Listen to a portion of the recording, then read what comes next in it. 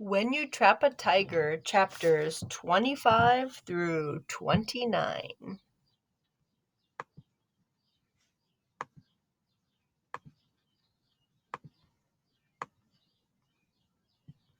Chapter 25. It's not hard to convince Mom. As soon as I tell her I want to go to a friend's house, she agrees to drive me over that evening. Anything to get me out of the house. Anything to distract us. After confirming with Ricky's dad, she says, "I'm so glad you're connecting with your peers," which is an over the top way of saying, "I'm glad you have friends," and is also the most mom sentence of all time. As we get closer to Ricky's, the shape of the town starts to change.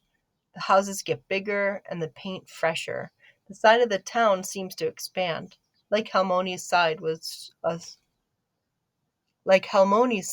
a shrunken down, forgotten version. Ricky Everett, Mom murmurs, double checking the address on her phone. I know his family. You know his dad? I wonder if he was always scary or if he just got that way when he grew up, but I'm not sure how to ask that. Sort of. His dad's a few years younger than me, so we went to high school at the same time, but we weren't really friends. His family owns the paper mill, though, where most of the business in town is, so everyone knew of them. I know it shouldn't matter, but it still takes me a second to adjust. Ricky's rich. I'm not sure how that changes my perception of him, but I feel like it does. Just a little bit.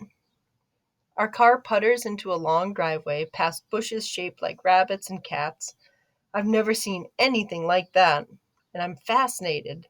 They reshape nature just because they wanted to. This is a lot, Mom murmurs, isn't it? I nod, gazing up at the house that is more of a mansion. There are two spiral stone columns framing the front door, and the big windows are covered with dark velvet curtains.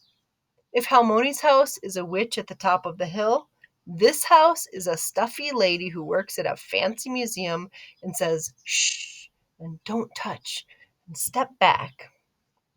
I can't picture Ricky in this house at all. Mom parks and then grabs my hand before I can get out. Call me as soon as you're ready to come home. If you're feeling upset or anything, I don't want you to feel guilty for being happy, but I don't want you to feel like you have to be happy either. My throat gets tight, so I just nod. We walk up the front door and ring the doorbell. Instead of chiming, this doorbell starts playing classical music. I didn't know they could do that, I whisper to Mom. She fights back a smile. I think it's Bach. Ricky's dad answers the door. He's wearing a button down shirt and khakis, looking very put together for a Friday evening. I just want to stare at my shoes and disappear, because I am a grocery store girl. But I force myself to be brave. I look up at him. He smiles. He doesn't seem like a bad person, but maybe he's in disguise. You must be Lily. It's nice to officially meet you. I'm Rick. I blink. I know lots of dads name their sons after themselves, but I still find it strange. Mom nudges me and I clear my throat. Nice to meet you, I say in my extra polite voice. And Joan Q. He opens the door wider, inviting us in. Long time no see. It's Reeves now, Mom says. She grimace smiles and hunches her shoulders, which is weird for her. Here she seems small. We step inside, and, no surprise, the living room is just as grand as the outside of the house. Its theme seems to be red, because there are red throw pillows on the red couch, red velvet curtains, and a red oriental rug. You have a beautiful home, Mom says, her voice stilted and overly formal. Ricky's dad shrugs, almost embarrassed. My grandparents built the place. I suck in a breath because the house just got way more interesting. The same ones who... I remember too late that Ricky wasn't supposed to tell people about the tiger hunting, so I swallow my words. Are Ricky's great grandparents? I finish awkwardly. Now I really want to disappear. He gives me a weird look, but it's not an unkind one. More of the classic kids. That look adults seem to love. Mom rubs my back, probably assuming I'm shaken up after what happened at lunch. I guess she's not wrong. Ricky walks into the room wearing a black beanie with cat ears. Lily, come on, he says, gesturing for me to follow. Remember to call me when you're done, Mom says, holding her arm out like she wants to grab onto me and hang on forever. I give her a little wave and leave the parents as they make small talk about how long have you been in town and just moved back looking for work. I want to take in the bigness of the house, but Ricky fast walks through it, leading me out of the living room past a series of other living rooms. There's a living room with a flat screen TV, a living room with a pool table, a blue living room, a yellow one. I try to peek into each one, secretly searching for evidence of tiger hunting, but I find nothing except for fancy art and furniture. Sorry about the house, Ricky says. Don't apologize, it's nice, I say, like a museum. He makes a face, and I felt bad. I remember what he said about my house, and I don't want to offend him. Now, I'm not sure if he was surprised by the strangeness of my home or the coziness of it. Halmoni's house feels safe and warm. Ricky's feels like you'll get yelled at for making a mess. Sorry, never mind, I say as he leads me into the kitchen. It's cool that you're getting so into this, he says. Are you going to help with the poster making tomorrow, too? I stare at him. What? For the bake sale, he explains. Isn't that why we're making these cakes? I open and close my mouth. I told him I needed to bake something, so of course that's the conclusion he drew. Right, yeah, that is, yes. He laughs. You're strange. Oh, but not in a bad way. He clears his throat and looks like he's not sure what to say. It's an interesting way. Oh, in an interesting way. Thanks, I say, though I'm not sure that's the right response. Sam always says interesting, like interesting, in a way that clearly means bad. But when Ricky says it, it doesn't seem bad. It seems true. I talk to tigers. I build magical traps. Maybe I am interesting. He throws open a pantry that is bigger than our bathroom. Everything is color coded and labeled. I'm not really sure what's in here, he says. Our chef uses all this stuff, and I don't spend much time in the kitchen. I try not to show my surprise when he says our chef, but it's weird. I don't know how to make rice cakes, I say, realizing only now how unprepared I am. Ricky grins. I don't know how to make anything. I Google a recipe on my phone and we start throwing stuff together. Mochi flour and brown sugar and coconut milk. Only somehow the batter looks wrong. It's too lumpy and too runny at the same time, and it doesn't smell like Halmoni's.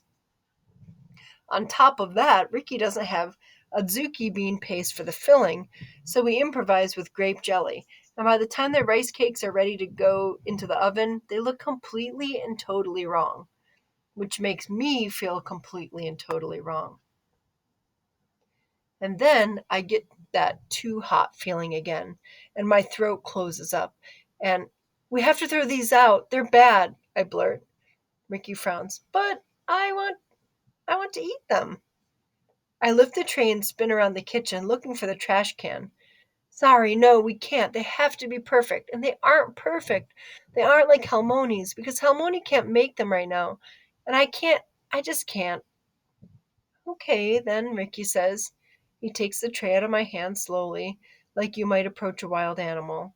I stare at the tray. He stares at me. Are you okay? He asks. Still staring at the tray, I tell him. My Halmoni was acting weird. I don't know. Oh? Yeah. He's quiet because I think he knows. Sometimes with the hard things, you don't want to talk about it. You just want someone to know it's happening. After a maybe too long silence, he says, my mom never used a recipe when she cooked.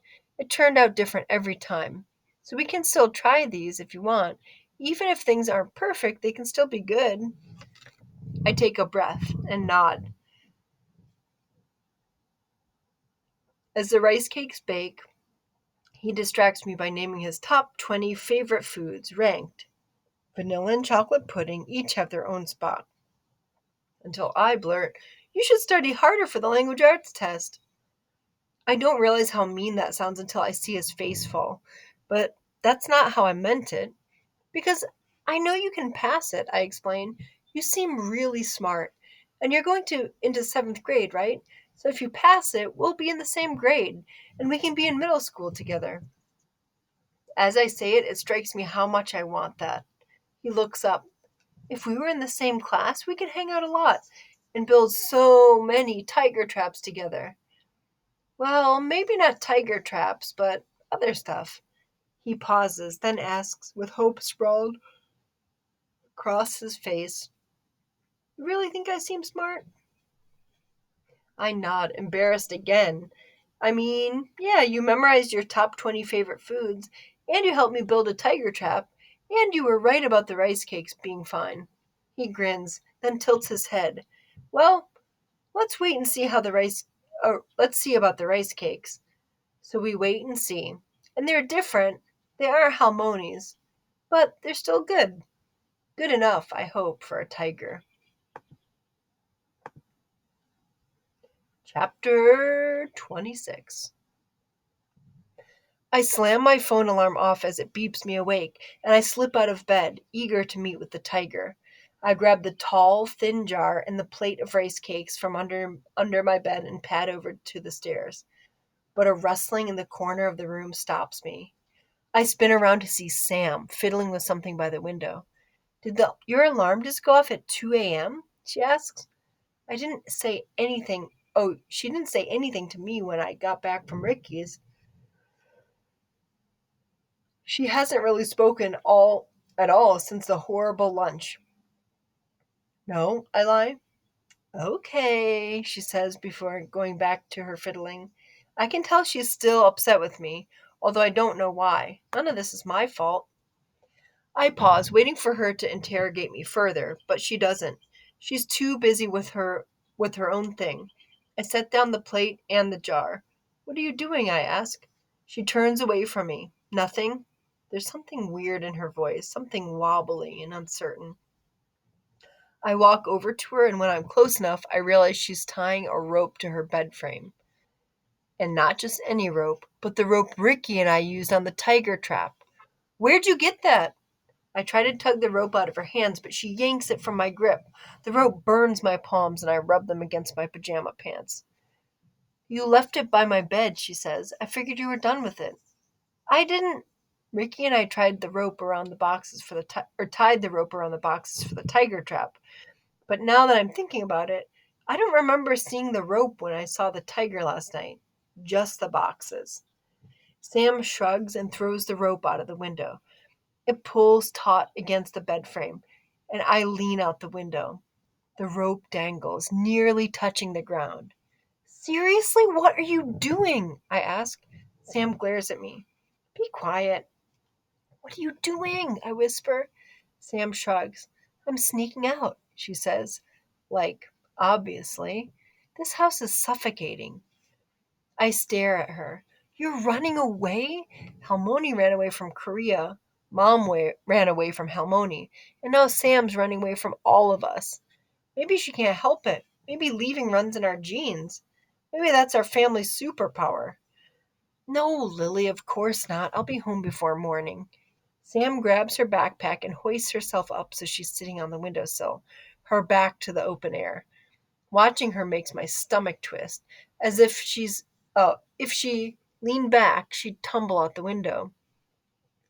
I feel a tug in my chest now. The tiger is downstairs. I can tell. She's waiting. She's impatient. She's hungry. But I don't want to leave Sam, and I don't want Sam to leave me. "Where are you going?" I ask. "Where are you going?" she shouts back. I saw you sneaking downstairs."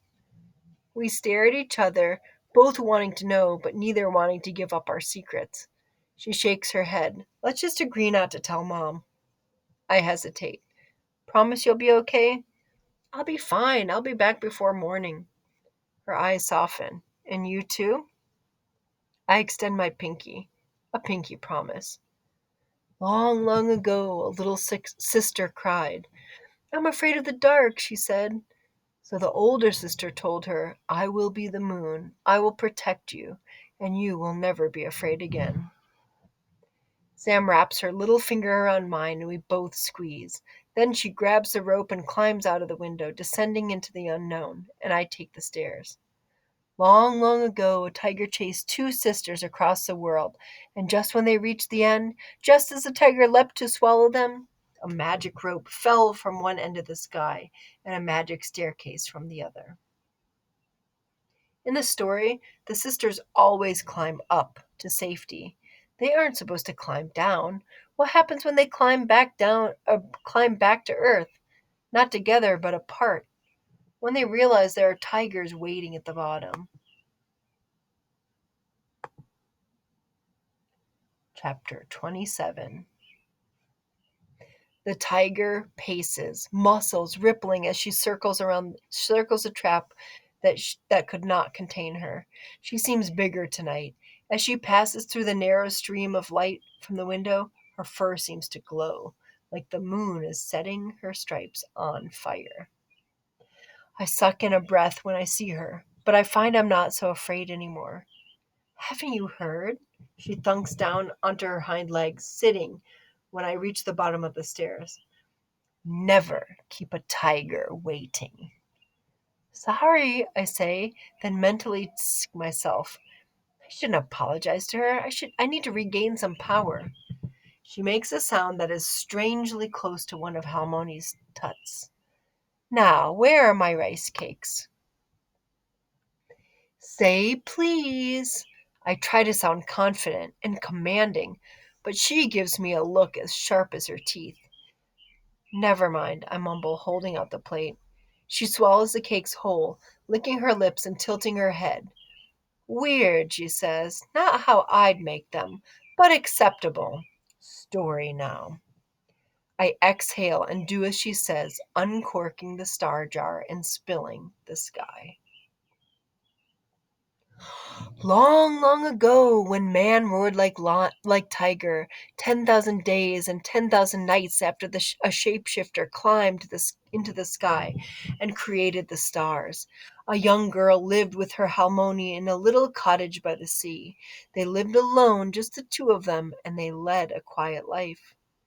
Every evening the Halmoni would try to tell the girl a story of their family, but the girl was afraid. The stories felt like darkness, the kind that hid under her bed and lurked beneath the stairs. "No, Halmoni," she said. "Tell me later. Sing to me instead." Sighing, the Halmoni would put the stories away and sing, "Good night, stars. Good night, air. Good night, noises." While she sang, the granddaughter would brew a cup of night tea and stare up at the sky. Sometimes when the granddaughter looked at those stars, she felt like they'd been hung just for her, though she couldn't quite explain why. As the tea steeped, the girl longed for the stars and fiddled with her pendant, an heirloom left behind by a mother she never knew. One night, as the granddaughter poured the tea, the cup slipped from her hand. It cracked, spilling liquid amber across the table. "Halmoni, I don't feel well." "Come closer," Halmoni said. So the granddaughter came closer, leaning over the table, and Halmoni grabbed the girl's wrist. It was much hotter than usual, and though the girl's skin looked as it always did, it felt coarse like matted fur. It's too late. I should have told you sooner the stories you need to know." The granddaughter twisted, trying to escape, and when she did, her black hair caught in the moonlight, which lit up a stripe of bright white.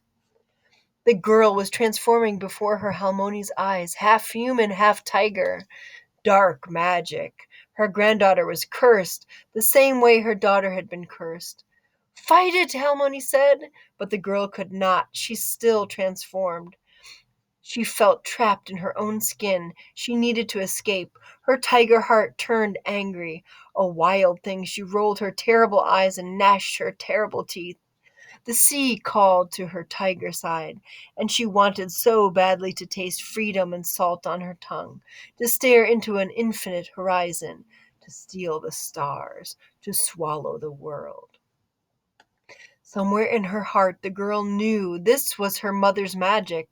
Her mother would understand the wilderness she had become. Halmoni didn't know what to do. She kept her granddaughter locked away, but nothing worked. So one night the tiger girl ran away, tracking the scent of her mother's stories. She ran to the sea, and the sea parted just for her, and she crossed the ocean, crossed the world. The sea collapsed again before Halmoni could follow, and Halmoni's heart broke, partly because her granddaughter was gone, partly because she couldn't help her, but mostly because she worried. What if her granddaughter never knew how much her Halmoni loved her? Yes, her heart was broken, but she wouldn't give up. She still loved the girl. She still wanted her to come home, tiger or not. So every full moon she took a storage jar from her shelf and whispered her heart into it. She filled the jars with love, a new kind of magic.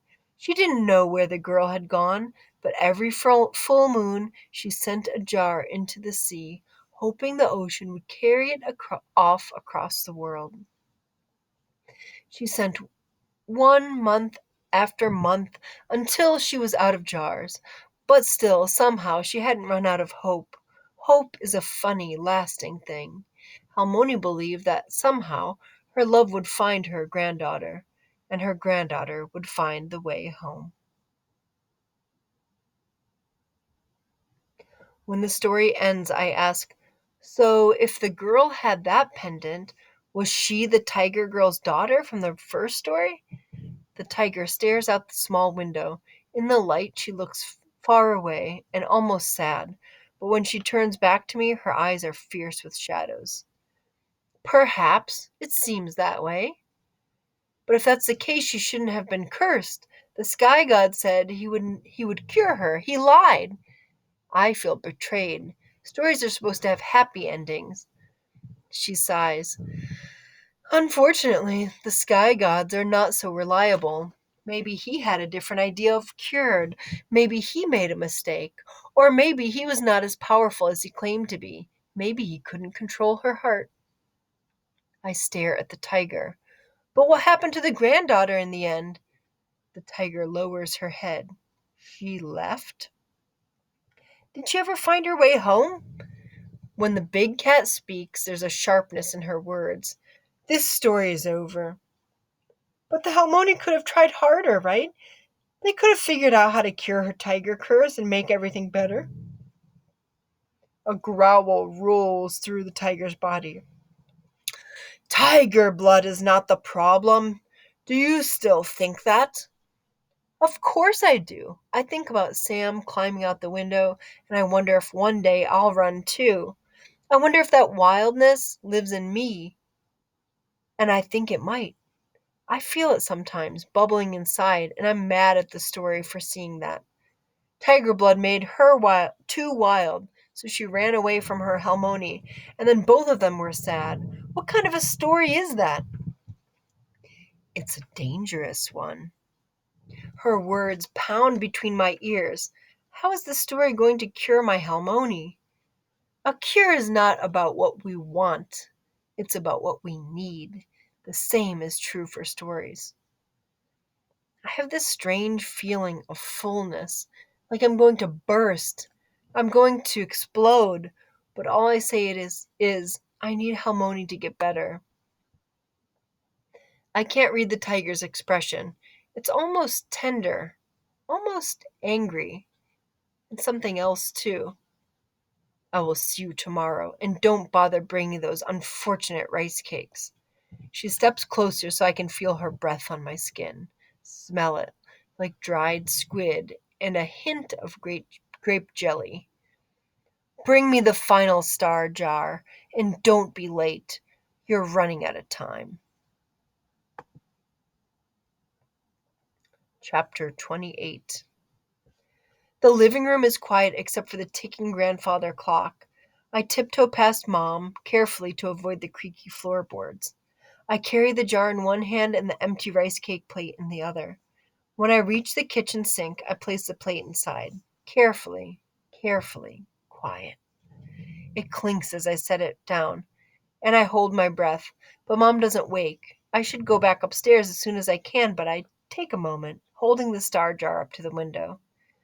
The jar feels different now, not as heavy, and it's like the glass collects moonlight, gathering it all and beaming it right into me. Lily?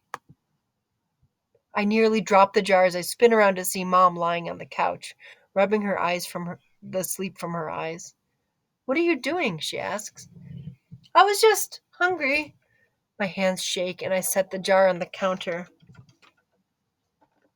I wait for her to ask me about the jar, to tell me how late it is, to explain the importance of a regular sleep schedule in times of emotional stress. But she yawns and stands. She slides her glasses on, cracks her back, walks right past the star jar, and throws the refrigerator door open. What do you want to eat? I say.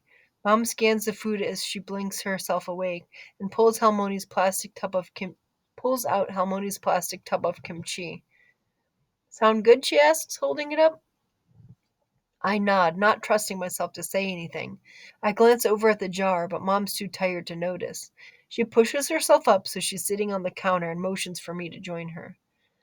I hesitate because this is not typical Mom behavior, but I hop up next to her, even though I'm partially waiting for her to scold me. Mom just unscrews the lid and fishes out a piece of kimchi with her fingers. Then she drops a piece right into her mouth and smacks her lips. When she holds the tub out to me, I stare at my mother. Any moment now, she'll wake up and realize she was sleepwalking, and sleep eating, and sleep rule breaking. Mom laughs. Lily, stop looking at me like I have three heads. It's just. She pushes the kimchi tub closer. Eat. So I take a piece of kimchi and chew it, letting the spicy, sour, salty flavor settle into my stomach. Maybe nothing is too weird in the middle of the night. Spirits might slip into these moments between waking and dreaming, but love does too. Mom wraps her arm around me, pulling me closer. I'm sorry, Lily, she whispers into my ear. I'd hold back the world if I could. I'd take away all your pain, but you've already faced such hard things. I'm sorry I couldn't protect you. I bite my cheek. Even though it's not fair, I want to ask, why couldn't you? But I think about the tiger girl, how she left her baby behind to protect her. I think about the Halmoni who told her granddaughter to hide and fight, whose protections didn't work. In the end, they only made things worse. When Mom looks at me, her eyebrows lift a little, like she's seeing something surprising, something new. She's about to speak, but something catches her attention. Where'd you find that jar? My heart stutters. Um, just in Halmoni's old stuff. Huh, looks familiar. Mom frowns just slightly. I catch a hint of recognition on her face, but it flits away. I'm sure I just saw it around when I was a kid. She slides off the counter and screws the lid back onto the kimchi. Get some sleep, she tells me, voice soft. Things are always easier in the morning. Chapter 29. I wake up late the next day, catching up on all the sleep I lost to the tiger. Sam's not here, but the window is closed and the rope is rolled up under her bed, so that's a good sign. I get dressed and braid my hair, checking on the star jars under my bed. I carried the tall one up last night, and now they're all together, cuddled in a row like a little family. I head down the stairs, but after a few steps, something sharp digs into my bare feet. I lift my foot and realize. I head down the stairs, but after a few steps, something sharp digs into my bare feet. I lift my foot and realize it's rice, uncooked grains scattered across the steps, which is weird. I brush them off, but I don't have much time to think about it, because then I go downstairs. I see that Halmoni has cooked enough Korean food to fill the entire kitchen. Sam helps Halmoni, humming to herself as she carries the finished dishes to the table, and I see my sister fills me with relief. Oh, and seeing my sister fills me with relief. She sets Mondo on the table, and I almost see her smile. But just as quickly as her happiness fades, she shakes. But just as quickly, her happiness fades and she shakes her head. I wish I knew what she was thinking. If I did, maybe I could reach out and catch Sam's smile before it falls to the floor and shatters. Mom cleans the kitchen because that's what she always does, but even she seems happy, swaying back and forth to the music playing on Sam's phone, one of the songs only Sam likes, with string instruments playing rock covers. Halmoni looks happy and healthy, wearing a pink and purple scarf over her hair and smiling as she seasons the the nine the naengmyeon, my favorite noodles. When Halmoni cooks, the house seems to expand, like it's taking a deep breath, savoring the smell of her food. The ceiling seems higher, the walls seem wider, and the floorboards rumble like an empty stomach as I walk into the kitchen to join her. Are you doing a kosa? I ask. Sam shakes her head. Nope, we're just eating lunch on our own. The spirits can deal with it. Halmoni smiles at me. You hungry? She asks. Without waiting for an answer, she picks up a piece of kimchi with two fingers and holds it out to me. Eat fast so spirits don't see, she whispers. In that moment, she's so much like Mom that I glance over at the kitchen sink where Mom's polishing a dish. Mom must see the similarity too, because she winks. I'm all filled up because last night is like our secret, and that's nice because Mom and I never share secrets.